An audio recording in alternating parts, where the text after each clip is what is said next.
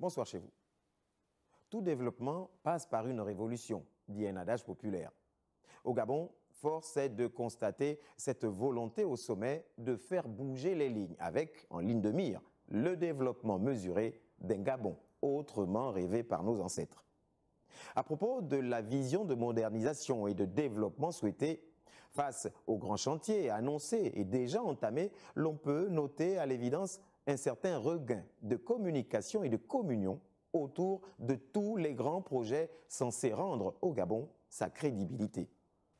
Un nouveau process aux antipodes des anciens réflexes, ceux de balayer du revers de la main la Croix-Rouge apposée sur sa bâtisse, du fait qu'on est habitué à ce que cela reste sans suite. Les effets d'annonce d'avance ensuite ont anesthésié la conscience collective sur la notion de respect de la parole publique. Un professeur d'université sur une émission de radio avait d'ailleurs développé le principe de l'État menteur et à ce principe se greffait celui de l'État peureux, faible, affaibli par toutes les pesanteurs, loin d'être républicaine et d'intérêt public. C'est l'illustration d'un rêve dans lequel tous les événements étaient bénéfiques au plus petit nombre.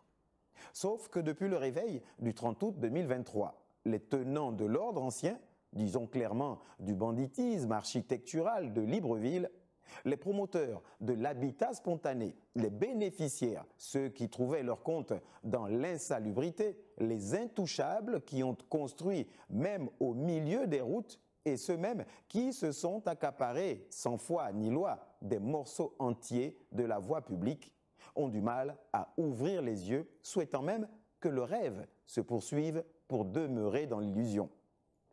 Mais dans la réalité, qui ne s'est jamais plaint, assis dans son salon, du niveau primaire, presque embryonnaire, de la manière dont Libreville s'est bâtie? À la vérité, c'est un grand village, sans aucun plan d'urbanisation digne de la capitale d'un pays qui a longtemps été appelé Émirat d'Afrique. Qui d'entre nous n'a jamais voyagé pour s'étonner que des pays dits plus pauvres arborent un niveau d'urbanisation comparable à celui de ceux qui nous servent parfois d'exemple? Il est sans doute temps de comprendre que tout peuple qui veut avancer doit s'astreindre à des sacrifices. Chez les peuples habitués à la stagnation et à se satisfaire du peu, les changements, même annoncés positifs, suscitent toujours des résistances. Quand on les annonce, les gens contestent. Quand ils sont mis en place, les gens protestent. Et quand cela réussit, les mêmes protestataires réclament qu'il faille faire plus.